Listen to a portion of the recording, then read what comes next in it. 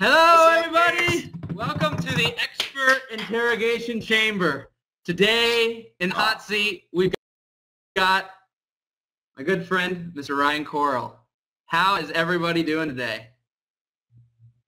Great. Life is good, man. So where are you at? Yeah. Tell us where you're at, Ryan. Where are you sitting right now? This is my office. Oh, which part of the country? I am in Troy, Michigan, which is about 20 minutes or so north of Detroit.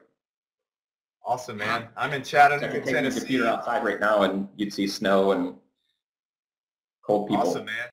I'm in Chattanooga, about 2 hours from Atlanta and Nashville. And where are you at, Mikey? We're here, right in the Midwest, southern tip of Illinois, Alton, Illinois. So rocking and rolling, and we're super excited here today, guys. So we've got Ryan Koral, we've got my partner here, Chris Simmons, and we've got a lot of people on the call. We're super excited everybody showed up. Now what we want to do is little house rules up front. We've got a lot of people in guest mode, and so all you guys, you can either log in via Facebook, Twitter, or you can create your own little Spreecast account, but it's really easy for Facebook and Twitter. And that's going to allow you to basically be in the chat and then submit questions. What we'll do is we're going to find out a little bit about Mr. Koral here today, and we're going to dig deep into what he's got going on, but what we want to make sure too is that you guys can ask your questions. So we'll start off, get things going, get you acquainted with him and what he's got going on, and then just start firing away, guys. We want to make this rapid fire. We want to make sure that it's interactive and you guys get a lot of value, and it will end in an hour. So let's rock and roll, and let's get this party started. So Ryan, tell us a little bit about you and your story, and get us up to speed on things. Well, we already lost 2 viewers, so apparently we're not that interesting. Or Oh, we got one back. Yeah, don't worry about perfect. that, man. Yeah, so do I sound echoey? Should I throw these headphones on, or am I good? Any echo, anybody? Go for it. Okay. Cool. Yeah, so I own, currently, now, today, we have 2 brands, or 2 studios. We do weddings and events for people, kind of like a lifestyle film through Epic Motion. And then about a year ago, we launched our other brand, Tell, which focuses on corporate commercial work. And so I've been in the industry for about 8 years. And I'm married and have kids. And how long do you want me to talk for? 8 minutes? No. You're good. So you started, what year did you start? Because I remember you on the Video University. Go ahead. I started full-time in October 2004. October 2004. So actually a few years before me. And so what were you doing right before that? I worked at a college called Rochester College, very close to where we live now in Rochester Hills, Michigan. And I was the community outreach director there. I planned events for youth leaders and stuff in the area. And eventually, at one point, I worked for the Enrollment Services Department, and I convinced them to buy a video camera and a Mac computer for me to create some promotional videos, and they did, and that's kind of how I got started actually doing it for serious and not just making terribly boring and, well, I didn't think they were boring, but videos in college of just craziness of silly boys. And Got it. So what was the transition for you that allowed you to go full-time? Because a lot of people are always, struggling when's the right time to go full-time because they're doing it part-time in their spare time, and they're like, oh, well, I'm going to try to make the same amount of money I make with my full-time job before I make that transition. So what was the transition for you?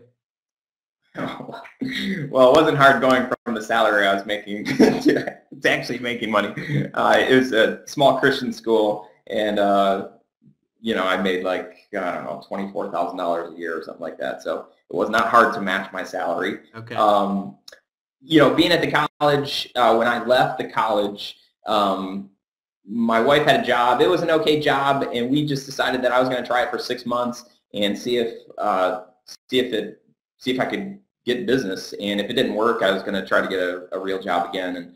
And But the college ended up hiring me to do some freelance stuff for them because they knew I could do what they needed me to do. And then the church that we were going to, they had a pretty big video production team, but they also had a need for more video. So they were hiring me, and then I just kind of let everybody know, everybody who I knew know what I was doing. And so 6 months of just kind of doing all sorts of random videos. So about 6 months in is when I actually shot my first wedding, and kind of from that point, I felt like, hey, this is something that I could actually focus on. Before that, it was just video was the focus, whatever I could do video-wise. But 2005, May of 2005 is when I shot my first wedding video and said, hey, let's build a brand and let's build a focus around this. And so where did Epic Motion come from? Was that from the get-go, or did that evolve? No. Yeah, so when I first launched the company, actually, oh man, I can share a slide. My first website was like, oh, so ugly, but I do have it somewhere. I will not share it today because I'm embarrassed enough to be doing this video. The first real name of my company, the first registered name was Epic Creative Group, and that's actually the name of our LLC. So both Tel and Epic Motion are DBAs of Epic Creative Group. Okay. When we started doing weddings, we just changed to Epic Weddings, was what we went by, and then we had variations: Epic Videography, Epic, I don't know. But for me, the thing that got me most excited about doing video was I'd seen some amazing videos.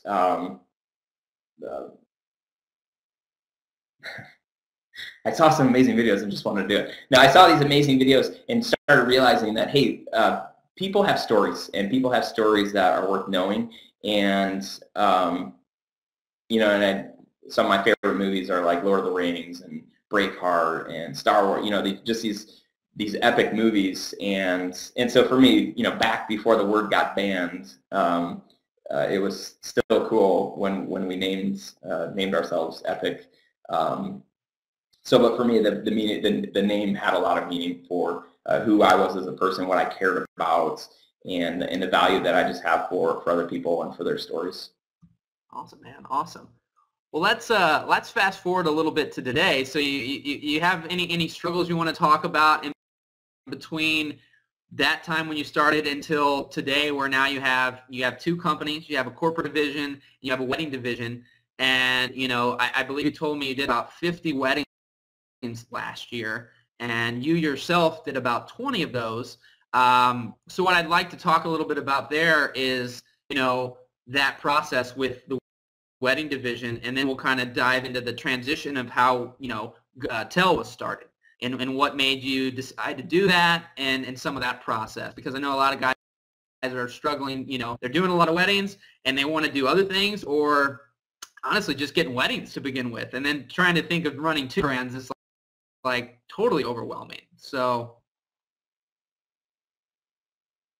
what's the question? The question is, let's talk about the wedding process there. Sorry. Right. Let's talk about the wedding process and how you've evolved into doing so many weddings there. And then, you've got 50 weddings, you have some teams, because we were talking about before the call how you have some different filmmakers, and talk about kind of that process, because some guys are like, well, I've maxed out how many I can do, but I don't know now how to, hire other guys, and I'm worried that they're going to steal my business or they're going to run away with whatever. So let's just talk about that for a second before we get into Tel. Yeah. Well, I think one of the biggest challenges when I first started back in 2005 was finding anything online that I could say like, wow, that's a really good wedding video. It took me a while to finally find something, and I was like, oh, I would like to create something that looks like that, because really I was like, what does a wedding video look like? And everything that I knew about, I'd been married for about a year. Almost 2 years. We didn't really have a wedding video. I gave a couple of video cameras out to some guys. So I think one of the biggest challenges at the very beginning was saying, like, what does an amazing wedding video or wedding film need to look like? And kind of changing what people perceive, what a wedding video is and was. And I would say, back in 2005 in the Metro Detroit area, there were 2 studios that were actually doing like pretty good work. But outside of that, there wasn't much, and those 2 guys were only doing, maybe 20 weddings a year. So at least in our area, nobody even knew that you could have a cool wedding video. So it was my mission to say okay, that's what I'm going to do. And so, when you first start out, you have to do stuff for super cheap or for free to really figure out, who you want to market to, what kind of weddings you want to do, to get some experience under your belt, to begin to save for equipment. I guess that's another challenge, is just not having the money from the get-go to have all the equipment that you want. So I would just say, when I first started, I took a bunch of photographers off of lunch. I met as many good video guys as I could, and just spent time with people, really figuring out what is it like working in the wedding industry? What are people like? Are all brides crazy? Am I totally dumb for wanting to get into this market? Is there money to be made, in this market? Eventually one of the photographer friends that I had, he knew a bride that he's like, hey, if you do her wedding for free, she's all over these wedding forums and whatever, she'll talk about you and promote you. And so I was like, okay, I'll try that, and shot her wedding, and she was a direct referral for about 12 weddings. So it was kind of strategic, and we got lucky with a bride that was very outspoken, who other brides really respected and whatever. But we did another free wedding a few months later for the same photographer that said, hey, here's another one, and that was not a good. That one. We created this. Well, we just had this beautiful film that we gave her, and all she said was, she barely said thank you, and I was like, oh, I was crushed. I was like, we just put so much time and energy into this, and we got 0 from her. But it was, it was a good learning experience for me, and I always tell people, hey, it's really hard you don't want to underprice yourself in the market, so as quickly as you can, try to get up to speed and try to make the kind of money that you need to make in order to survive and in order to push the industry forward. So what was the biggest transition for you that really helped your business explode? I mean, up front, was it just those couple freebies and really the reaching out and just started snowballing from there? Because, a big thing for me was my same-day edit. So that's what blew things up for me personally. But what about for you? What was that turning point where things just started snowballing and the prices were able to really increase? And how did even the pricing structure? Because I know a lot of guys, it just, everybody just tells them to go from $1,000 to $5,000, and then they don't know, what to do. So. Well, the thing I love about the pricing is even today, I've had this thought for the last couple of weeks. I'm like, where do we need to be at? It's 8 years into it. I'm like, geez, Pete, you'd think that I would know where the perfect spot would be for us to be at. Right. I think I'm not afraid to reach out, and I'm not afraid to be myself. And I think that was really helpful very early on in the wedding industry. I got involved with a wedding association called NACE, the National Association of Catering Executives. And, I just tried to meet a bunch of people and say, hey, here's what we're doing. And, I did a couple of videos for NACE. We did a same-day edit, for one of their big events. And so other vendors were hearing about me, and they saw me consistently, and I just built trust. I built trust with photographers. On the day of a wedding, I wasn't like, hey, this is my show. The bride and groom really want me here. They want a video more than they want photography. I just say, hey, we're going to show up. We're going to do a great job. Photographer, we're in your way. Just tell us to move.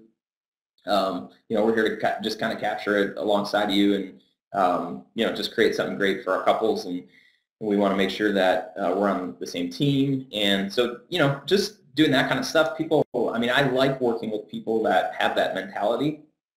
So it's kind of worked for me in that regard. Okay, well let's talk before we go into the corporate here to finalize where you're at today, and the fact, like I said, that you did 50 weddings. You personally did about 20 of those.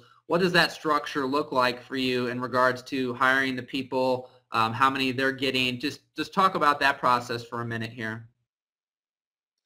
Yeah, that's another challenge, is really trying to figure out and find people that match our brand. Because early on we started creating a brand, and there's this certain expectation that people have that says, hey, an epic motion wedding film looks like this or feels like this. And so to find other people that have the same value toward people and treat people the same way is what I try to create within our brand, and just say, like, people matter, and people have a story, and it's our job not to just get like beautiful imagery and have these really cool songs in our videos, but to really say, like, who are these people, and what is their commitment, their love, what does that mean to them, right? We could just say, like, well, a wedding is people getting married, right? It is that, but people get married for reasons that are they like want to give up half of their life or all of their life, and so there's a lot of story in that. There's a lot of when you think of commitment and selflessness and all that stuff, like I mean, that's like no joke. So to find shooters, filmmakers that can show up on the day of a wedding and have that same value, that's very hard. I can find plenty of people that want to get awesome slider shots, or want to wear a Steadicam and get some really cool Steadicam shots. Like those people are all over, but it's really finding people that want to get to know our clients, and for our clients to want to get to know, so that when we show up on a wedding day, they're like, oh man, here's our team from Epic Motion, and they're like introducing us, rather than like, oh, I'm the video guy and I'm going to be in the corner over here.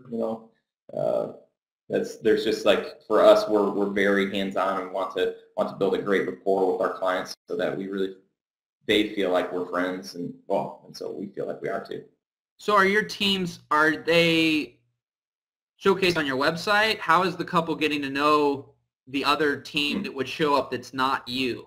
How is that? Yeah, that's a great question. Our website is like 2 or 3 years old right now. I'm like, so people say it's really nice. I'm embarrassed by it just because it's been out for so long. We're getting ready for a refresh, but currently we have John Azzoni. He's our creative director. He leads weddings. John Miller, Stuart Smith. Who else leads weddings? Chris Hersey is another guy who we've had lead weddings. When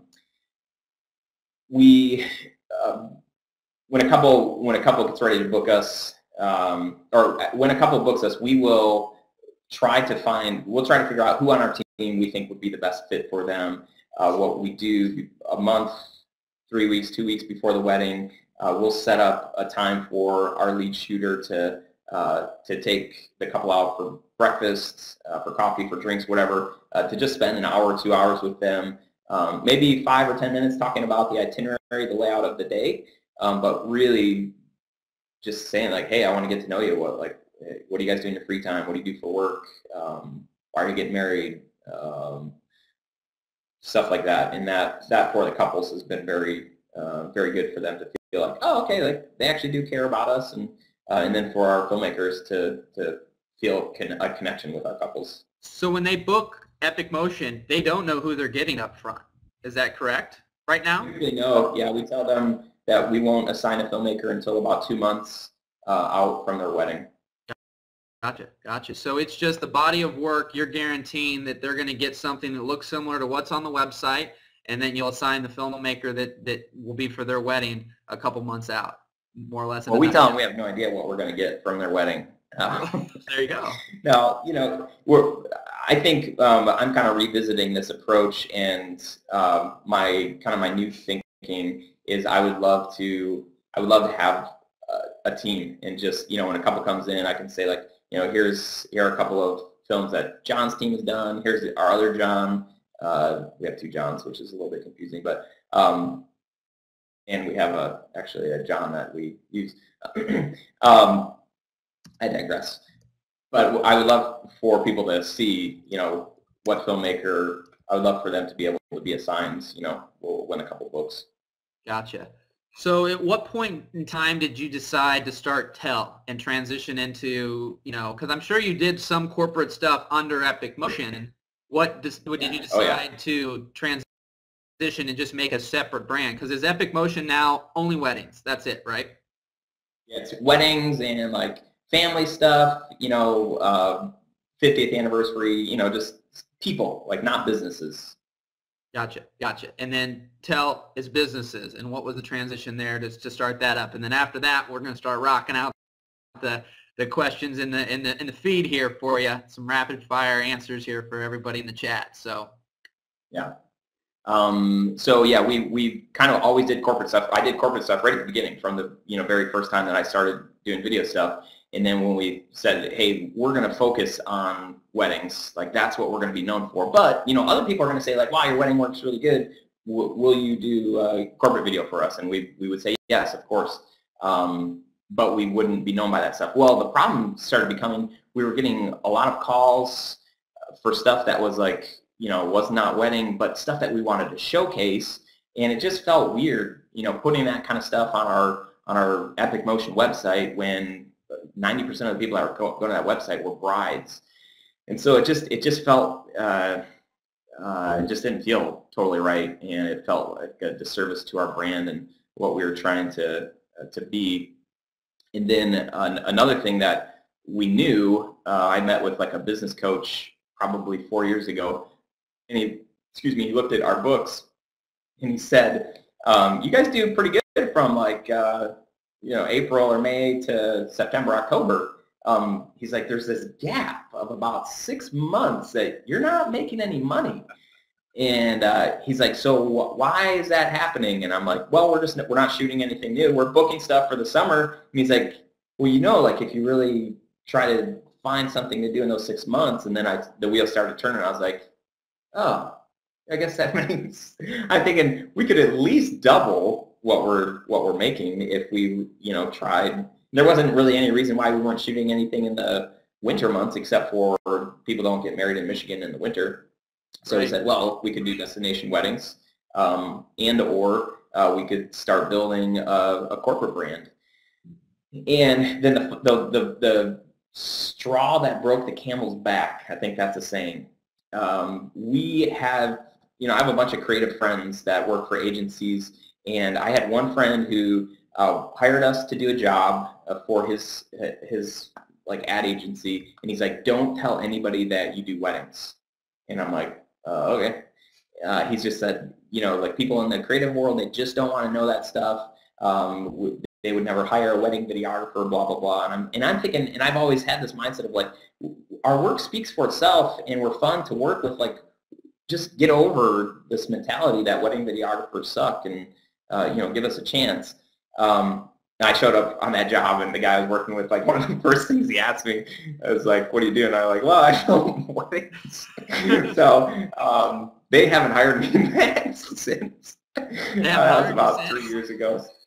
Really? They haven't hired me since. But that was kind of when we were still like, do we want to do corporate stuff? Do we not?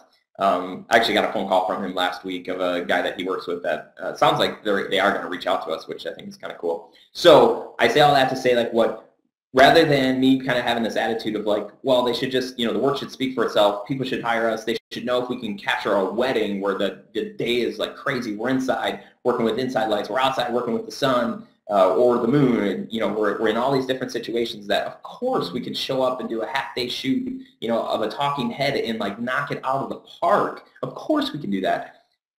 What I realized is that I was always having the people that I knew, they became an advocate for their boss and would say, like, trust me, these guys are great, they do great work. And I just said, you know what, like, I don't want somebody to have to fight for us. I want the work to be able to speak for itself, and I want the brand to be able to speak for itself. So I said, let's do this. Let's create this other brand, and let's let the brand speak for itself. And the day after we launched Tell in February last year. The day after we launched Tell, we got an RFP from the University of Michigan Ross School of Business for a job that they want us to quote. And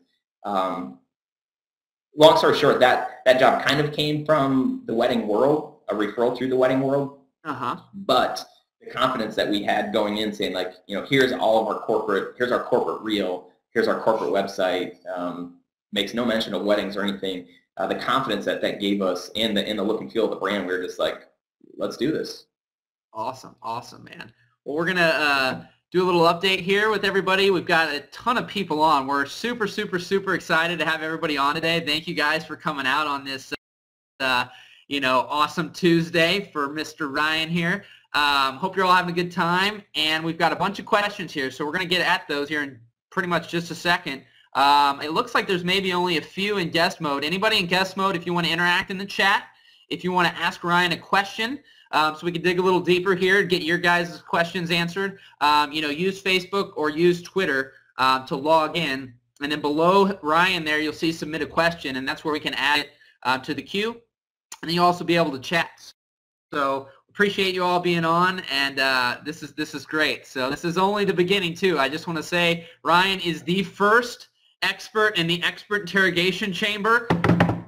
Rock and roll, and he's going to be the first of many people. We've got John Goolsby on Thursday. We'll just say that right now. So let's get at the questions. The godfather of films on Thursday. And I will just say, like, John Goolsby was the first guy that I ever actually saw and heard speak. I bought his book within, like, the first, 6 months of me doing weddings. And the guy, listen, make sure that you come back and watch his stuff, engage with him, because he's good. Good. And everybody, too, just to say, there's going to be a replay instantly available after this call is over, so you guys can rewatch it. A few days later, we'll put up a transcript where you can see the questions we asked and where they were answered, and it's pretty cool stuff here. So we're super excited to do about 2 of these a week, and the Godfather film, John Goolsby, will be on Thursday, so it'll be one you won't want to miss.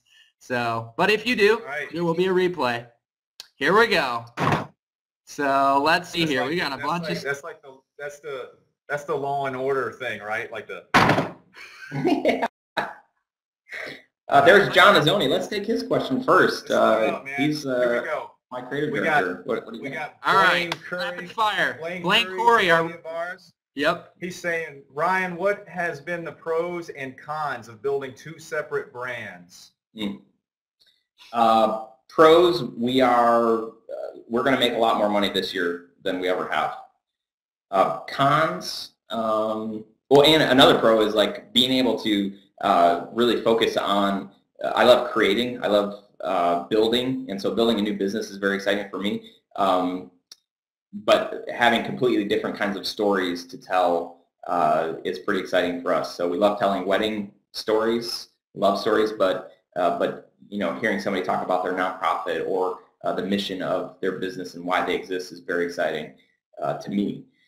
Cons, cash flow. That's been one of the hardest things for us to get used to.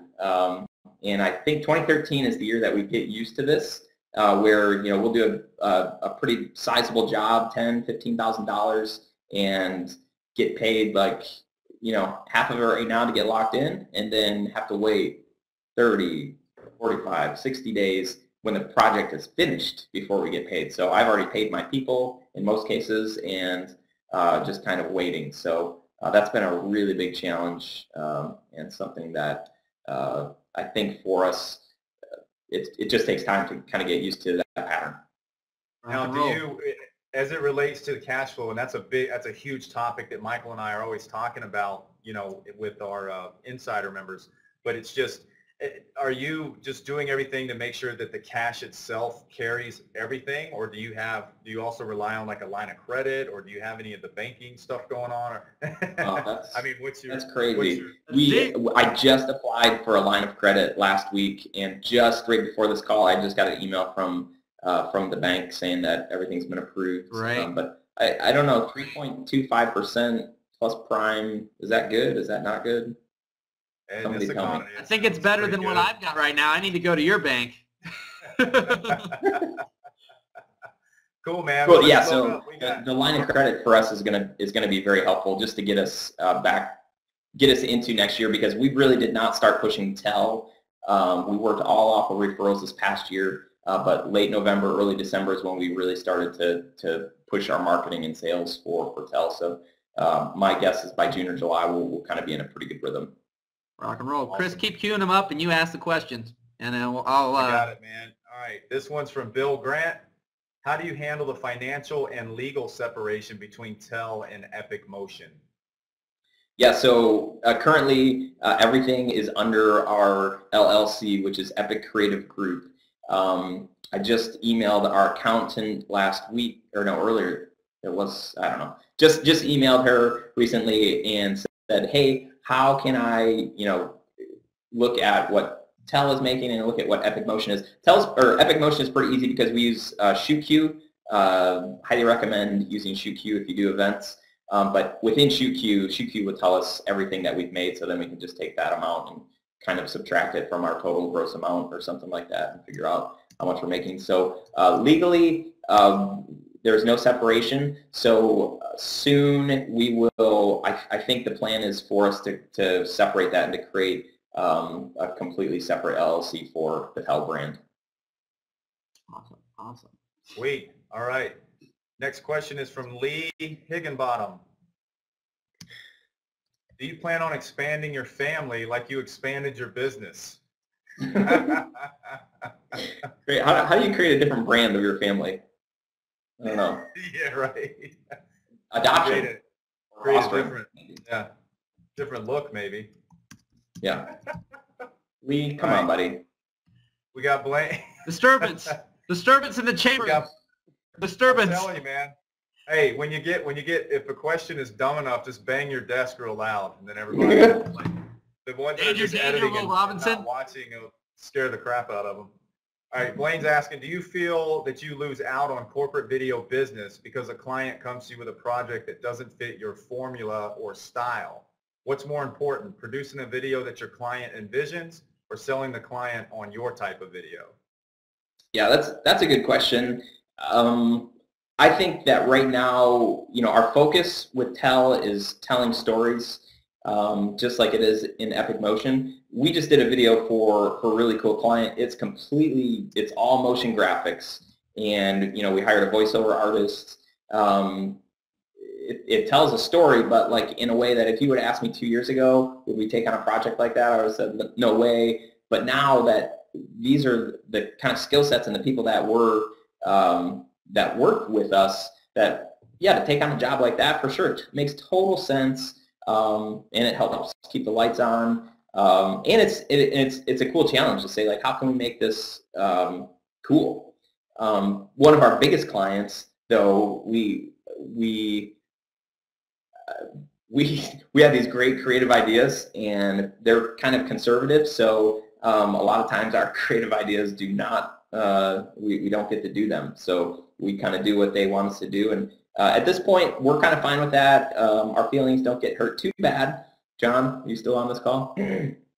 But I think we're still new enough that we're just trying to figure out what do we love doing, what clients do we love working with, how much can we put up with, where our clients just like, they want to have like total control, or they just want to trust us to create something awesome. So we love when people just trust us to create something awesome. That's definitely who we prefer to work with. But at this point, we're just kind of doing the projects that make sense. And there have definitely been some companies that we just haven't been a good fit for. Rock and roll. Cool. All right.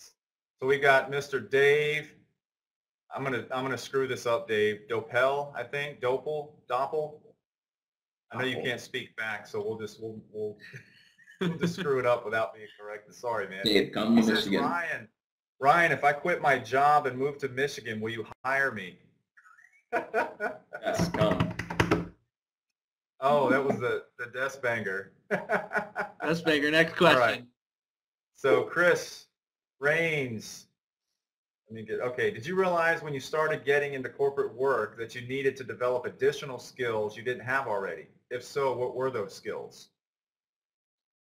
Like ninja skills? Nunchuck? Well, it could be like business skills. I'm guessing like business skills. Like what are some things that that didn't translate necessarily from wedding to corporate that you kind of had to figure out? Yeah, no, it's a good question. Yeah, I would say we are learning the language of DP, director, producer, art director, We're learning what do those people charge? What do we have to charge in order for us to not come in like super low or way too high? Although I don't mind coming in way too high if it's a job that we don't really care about. But if it is a job that we do care about, we want to be competitive, but at the same time, we can't take jobs that we end up paying out of pocket for. Other skills, I don't know. I'm sure there are. I would say that though, for like camera, any sort of technology stuff like that, I think we've always tried to know that stuff, whether it's weddings that we're doing or talking head interviews or whatever. So, good question. I don't know if I have any more answers. And guys, if you ever have follow-ups, keep putting them in the questions, and then we'll get back to them. So. Well, there's a quick follow. I just pulled it over. It says, "Is it better to bid higher so you don't make less in the end?" Well, it's good to know what you have to make. So if you know what you have to make, we did one job. I sent one proposal off last year where the client specifically told me, I asked her what her budget was, and she said, our budget is $10,000. We gave her a proposal, one proposal, and it was for, I think it was for $11,000. I said, oh man, this would be the awesomest team. We could do this, this, and this, and it'll be $11,000. I emailed her the proposal, and she did not like that. She sent me an email back and said, no way, we're not, how can I trust that you're going to listen to me if you can't even listen to me by what my budget is? And I was like, oh no, that's not, I should have sent her two proposals, is really what I should have done. Like, here's our dream team, and it's coming in higher than your budget, and then here's our team for $10,000.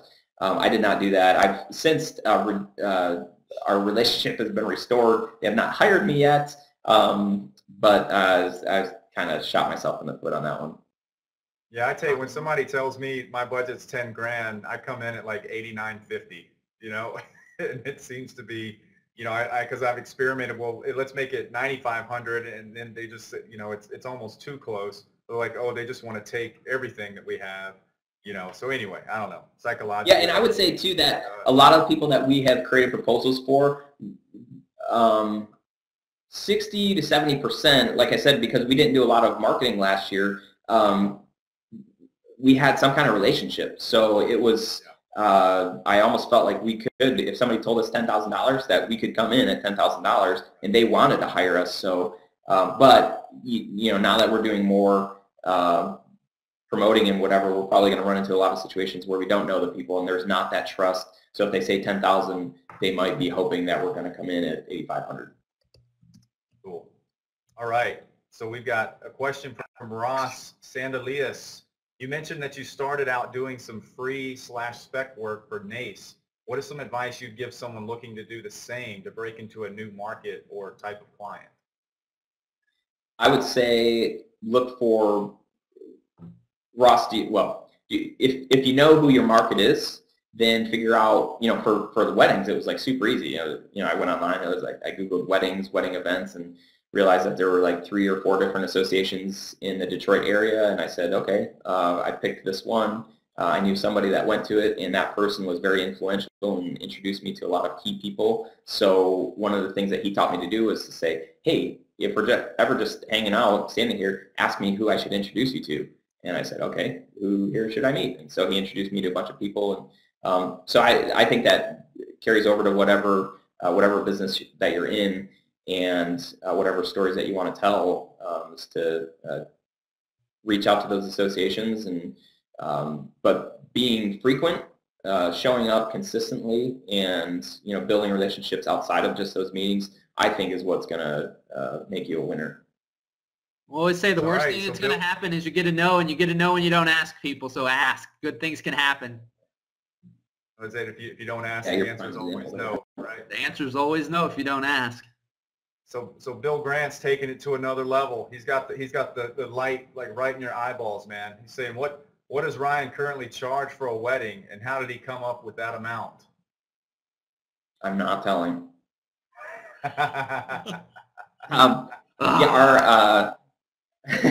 Our wedding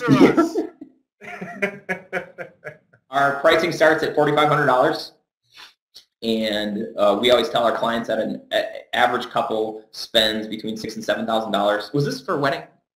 Yeah.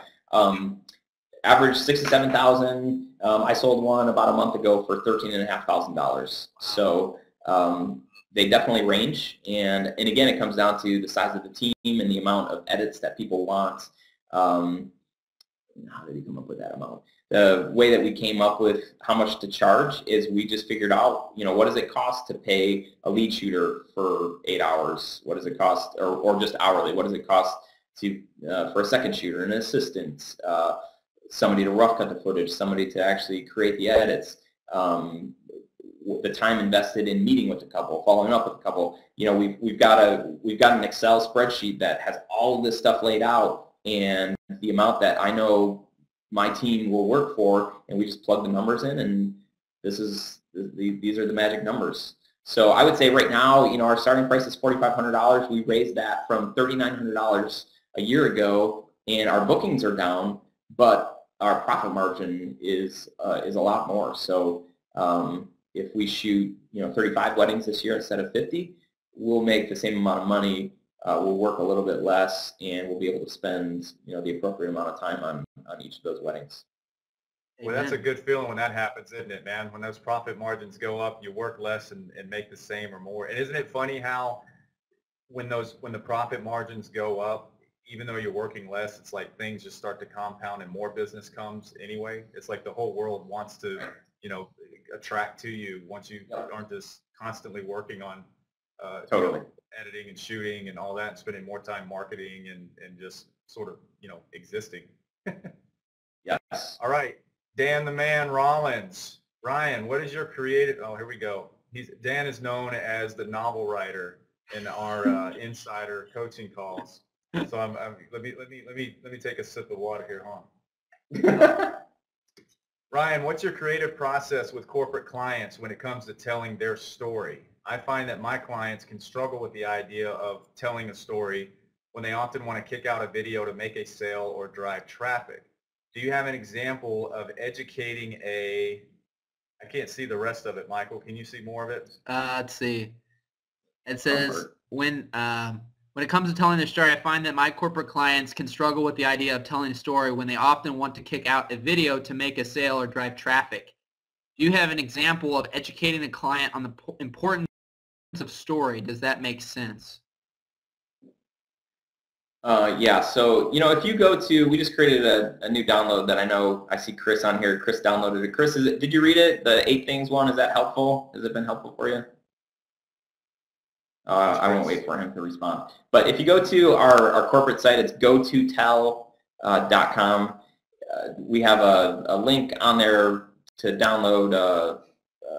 It's right on the main page. You can't miss the button. But there's 3 things on there to know. And then I think a few days later, you'll get an email that has a link to 8 things. And it's, what is it called? 8 questions every marketer should ask when creating a video. And some of the questions are like, who's your audience, and what are your key messages? What needs to happen by people watching this video? How many people need to see it? What do you define as a successful video? So we've had those people that call us and they're like, oh yeah, we need a 5-minute video, and we want the CEO on there, and just talking about the company.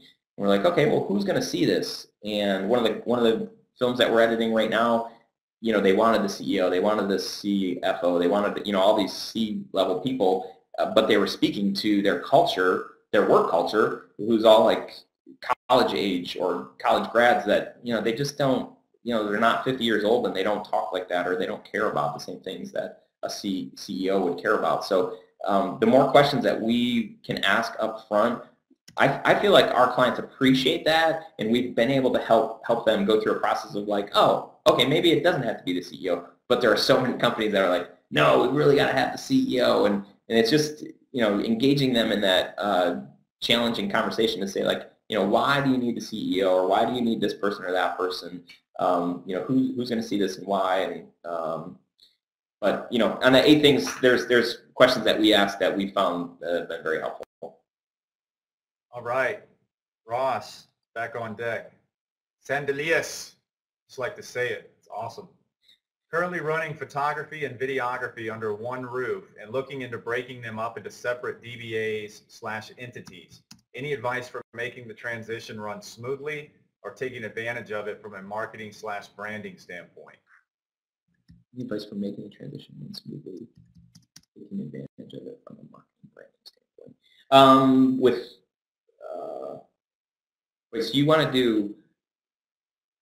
He's got it all. It sounds like he's got it all under one roof, and he's wondering what's the advantages, both maybe from a business standpoint, a legal standpoint of having them separate, but also the marketing advantages of having them separate. Well, we did for about 2 years. We attempted to offer photography. We had a woman lined up. We hired her. She started. She got about 2 months in, and then she had a quarter-life crisis, and it just didn't work out. And so for about 2 years, a little over 2 years, I tried. I'd done all this. I met with all my photographer friends and said, "Hey, stop promoting us or whatever. Stop referring us until you get booked, because we're going to be competitors in a way." But for us, offering photography really became a strong point. People said, like, "Oh, wow, you guys do both. Like, that's really helpful that you do both under one roof." So we found an advantage there that people were looking for photographers, and they found these really cool wedding films at the same instance, and people ended up paying more for their wedding film than they did for their photographer, and really pushed people away from hiring us for photography because we were still kind of like trying to figure it out. And finally, I read the book Good to Great last year and just said, okay, we're just okay to good at photography and tired of the process. And because I'm not a photographer, it's just easier to say, let's just stop doing photography. So I don't know if I have a great answer for you, Ross. Maybe stop doing photography. That's my advice. No, I'm just kidding. All right. Thomas Melton. What's up, Thomas? Ryan, is there a primary editor for your wedding videos? And if not, how many editors work with you? And do you edit most of the work? I don't edit. I only edit videos of my cute little family. I miss editing, but I don't miss it that much because I like building businesses and figuring out marketing and stuff more than I do like editing. I like seeing what our editors create. That's really fun. I have one full-time editor. His name's Grayson. John used to edit for us full-time, but he's taken on a role of creative director, editor, and filmmaker. So he does a lot of stuff, and then we have another guy, Seth was on here. I don't know if he's still on here. He's in Nashville, and then we have a couple other contracted editors that we use, but employed full-time would be John and Grayson as our editors, and then a couple of freelance guys that have worked out great. And that answers the question. All right, Mr. Dave. He says, do you invest in purchasing your own gear, or do you rent? Mostly purchase. We've had to rent. Like last summer, we were in a situation where we had multiple teams out doing different stuff, so we had to rent cameras and lenses. We haven't really had to rent much other than cameras and lenses. And we're getting ready to, I think I want to get a Canon C100, and I would like to buy 2 of them, but that's a lot of money. So I think we may buy one, and then if we need another one, just rent the second one. All right. I love how he's on like the same page with all the stuff we talk about, Michael, just renting versus owning. It's great. All right. Mr. Chris Raines. Ryan, I know you're into inbound/content marketing. My question is, who generates content for you, and how do you avoid wasting lots of time rewriting and re-editing content? Also, how do you come up with topics for blog posts, ebooks, and such? My brain, I don't think it ever stops. And I have an iPhone that has Siri that can give me reminders, and I also use an app called Things, and that's where it's kind of like a to-do list thing. And so I just brain dump a lot of times. If I ever am on an airplane, I've got my little moleskin journal. I'll have 150, like literally 150 things that I just write down like something to do, maybe a new business, an idea, whatever. So a lot of things I write down, I'm like, hey, that would actually be a good article or a good blog post for somebody to read. And then I also use a service called HubSpot, HUBSPOT.com, which I started using them in November.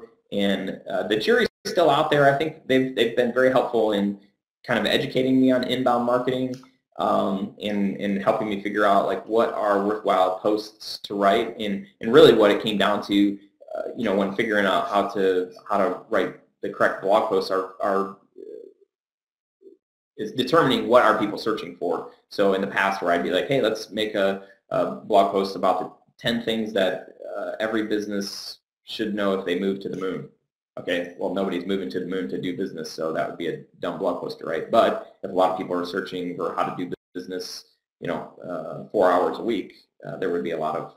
So, there's some stuff that HubSpot has been helpful in doing. I think there's probably some other inbound marketing type services out there that would probably do the same thing, but we just decided that we would go the HubSpot route, or the HubSpot way, and so far it's been pretty good. So they've been helpful in even helping come up with some ideas for blog posts and other content. And wouldn't you agree, Ryan, that when you first start blogging and writing, it's like, man, I can't do this, I suck. And then, but you just put something out there, and then, 2 years, it's 600 things later. It's like it's not that it's easy, but it can take you 15 minutes to crank out a blog post now, where it took you, 3.5 hours when you first started doing it. Yeah, and that was the thing I appreciated about an email I think you had sent a few days ago, Chris, where you said, I do this because I love it. It's just a great outlet for me, and that's the same way I love creating, and writing is a great way for me to do that. And so it's kind of easy. I do contract out writing as well. We're about to put word out for somebody to do some blog posts for our Epic Motion site as well, just because I can't create as much content as I want to. So. Sure. All right. So Josh Brown he wants to ask real quick, when are you going to open a branch in Alaska? My Alaskan friend Josh. Tell us. Silence, people. We got. Speak English. All right. Max Orenstein, what are your thoughts on the bidding process? Is it better to bid higher so you don't make less in the end? I think we already did that.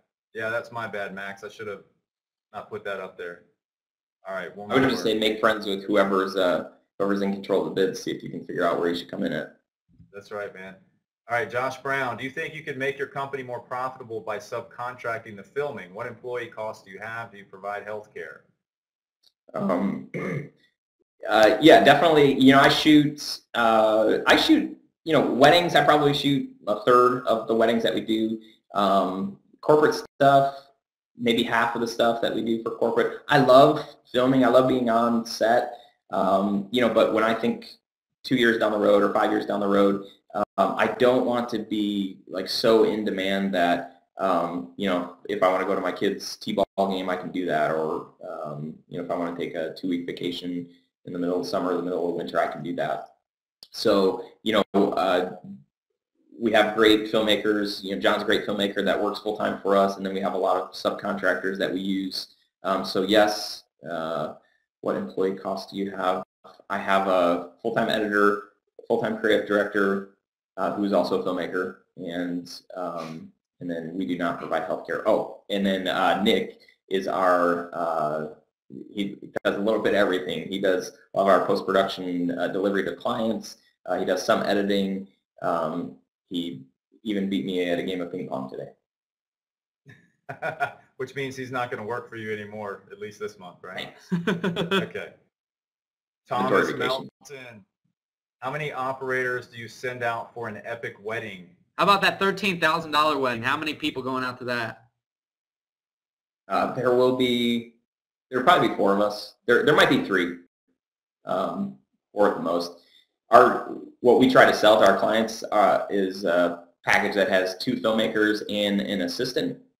But we'll send out as few as 1 filmmaker and an assistant. And the assistant really is there just to carry a bag and set up lights and tripods and tear stuff down and drive a car around.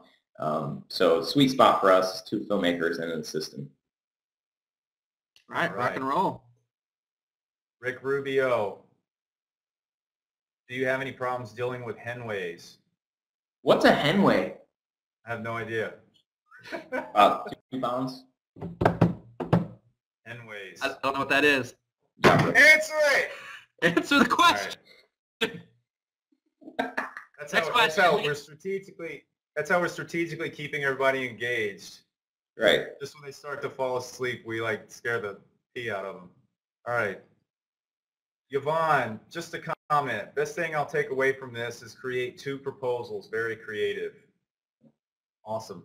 Yeah, I know a lot of people that have done that pretty well. And even some like Ron Dawson, who's a good friend and partner of ours. You know, I think he even recommends to do kind of a good, better, best. You know, sort of like and maybe that's if they don't know sort of what the budget is, but just says, hey, here's kind of the economy version, here's sort of the middle of the way, and then here's the Cadillac, and kind of let them help zero in on it. So yeah. All right.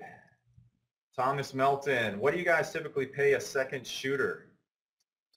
Depends on if it's for a wedding or I guess we don't call them second shooters for tell, which is another confusing thing about having the 2 brands, because we call our shooters different names for our corporate stuff than we do for our wedding stuff.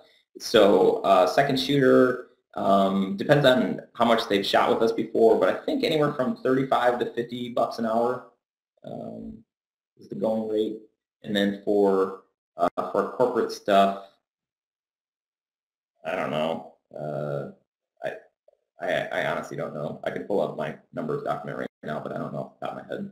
It's competitive with whatever second shooters or camera assistants or whatever make in our area. Rough? Any rough answer? Gage? Rough? We can't let you off that easy.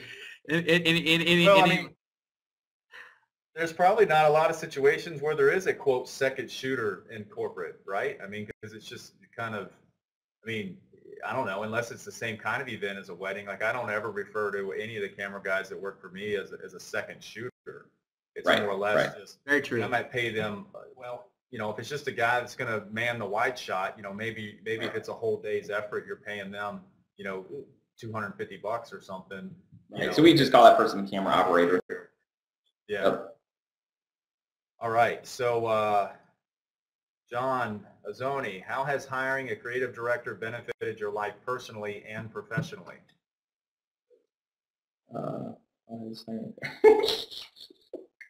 I'm still struggling with the decision, mulling it over.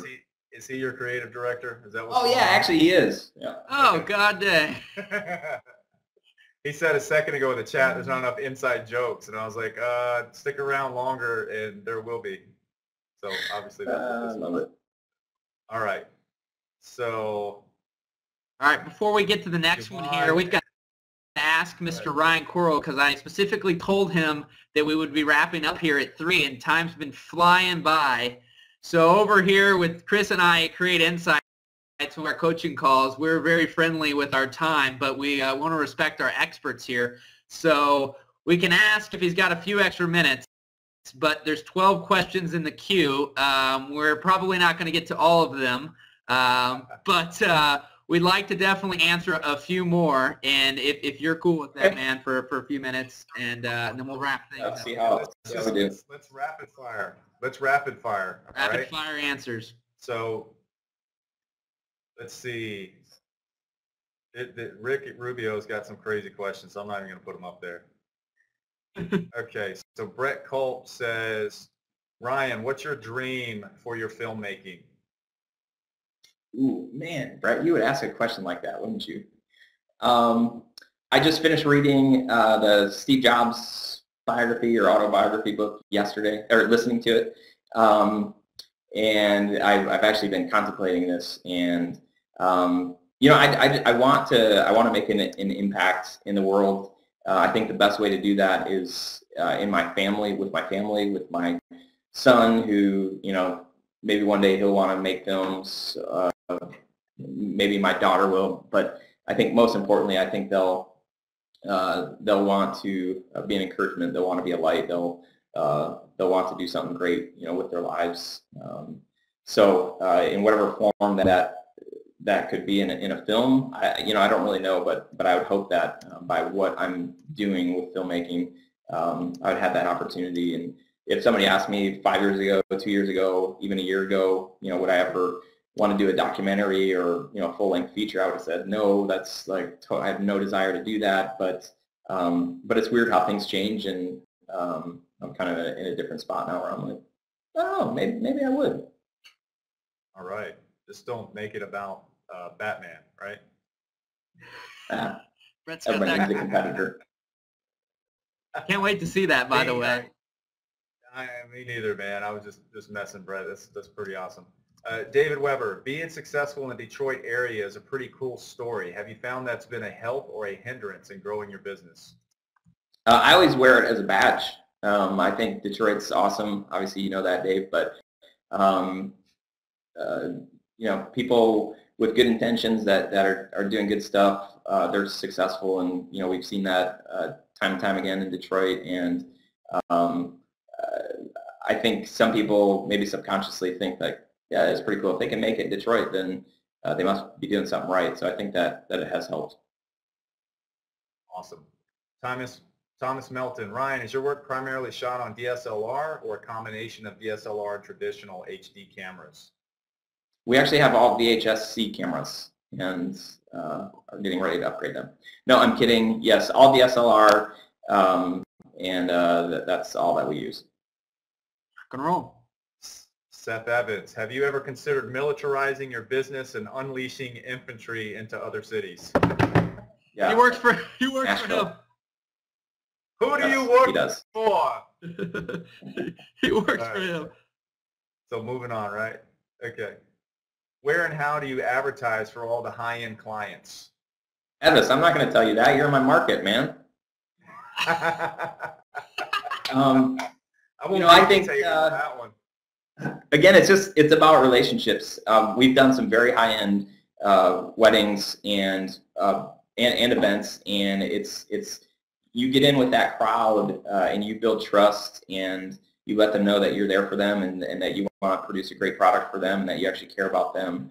I mean, we're doing our 4th event for a family that everybody would know who they are. I love being able to say that because it's true.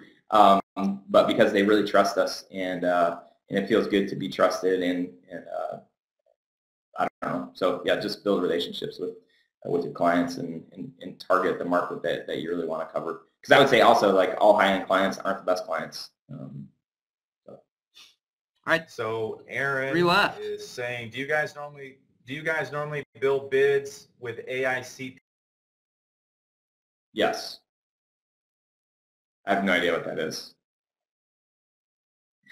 Oh, we lost Chris. Oh my gosh, Chris, come back to us in the chamber. Am I not back? There he is. Am I back? I'm gonna have to say no to that question because I have no idea what an AICP form is, but I'm gonna look into it. Thanks, Aaron. All right, so Thanks, Jamal, Aaron. another Appreciate you being on. Another friend of Create is saying, any tips on SEO for your website? So maybe just real quick, kind of top 3 things to get better search engine optimization. Titles, meta tags, and what's the other one? Content. Titles, meta tags. Yeah, content. Yeah, there's that. Yes. Sorry. and all. But you gotta have content. Yeah, in a combination of no, you just create one site and write 50 times anyway. Oh, and tags. Yeah. Tags. There you go. All right, Owen is asking, and you can give a range here so that you don't sell anybody out. But what's a going rate for a full-time editor? Minimum wage to let's see, minimum wage to $40,000 a year. Yeah, I paid my guy last year right at about 32,000, and he seemed to be pretty happy with that. Minimum wage. And he's not on the call here, so I'm comfortable saying that. So. Hey, all right, guys, man, that's the question. Rock and roll. Rock and roll. We got through all the questions. Truly appreciate Ryan. Yeah. What's that? He's not even bloody. It wasn't violent enough. Yeah, well, when we start doing these really live and like in the actual chamber, then you're going to have to watch out. We'll take that in 2013. So we're negotiating the purchase rights to an old abandoned like insane asylum right now to try to do these from. That's a joke, but all right. No, it won't be. So guys, in the chat there's a link to Expert Interrogations if that's where you guys aren't. So if you're on Spreecast and you've been listening, go to expertinterrogations.com. Below or above, depending on where you're at right now, there's an email sign up. And basically, if you fill that out, we're going to notify you of all the upcoming experts that we have. So we have some awesome people scheduled. This Thursday, we've got John Goolsby, Brett Kolp's on the call today, and we're working on scheduling him for March. Been talking to Mitch from Planet 5D. Going to get him on here. All sorts of just awesome people. I believe, I don't know if he's still on here. We've got Lance Gray was on the call. He's still on the call. It's a rock star from what was Pixel Pops, now with Action Video Service. Got him scheduled. So, but to be notified of everybody, put your email in there. And then also Carl Olson, all sorts of rock stars. I mean, yeah, just going to be crazy.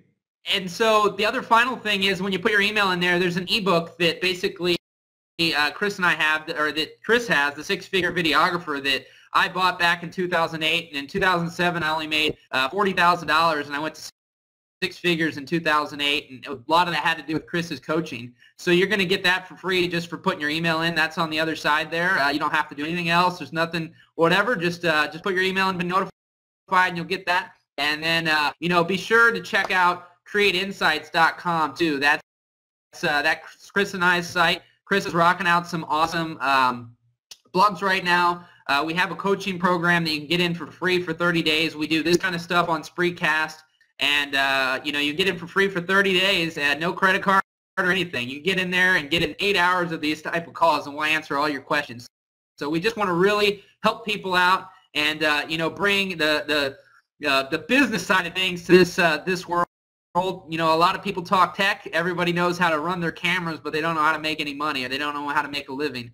So we're going to keep this on week after week. We planned on doing 2 every single week on Tuesdays and Thursdays at the same time. So it's going to be an awesome year, guys, and we're super, super, super pumped, and we thank Ryan for coming on today and giving us his time. And that's it. Above and below, you'll see also about Ryan on expertinterrogations.com. It's got all his links right there if you click that. After the call, there'll be a transcript of all these questions. So if you guys want to go back, you'll be able to see exactly where all these questions were answered in a timestamp. And what else am I missing?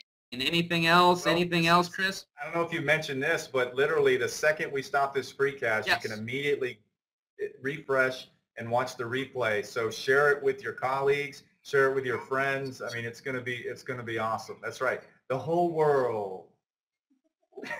And because half the world's sleeping right now, so we got to make sure that they can see it, right? Right. All right. Yes. Ryan, thanks, buddy. Appreciate it. Michael, you're awesome. Yeah, you bet. Thanks so much, All everybody. right, we'll see you guys on Thursday. In a couple days. Thanks so much. Thanks, Ryan. Rock the day. We'll see you guys.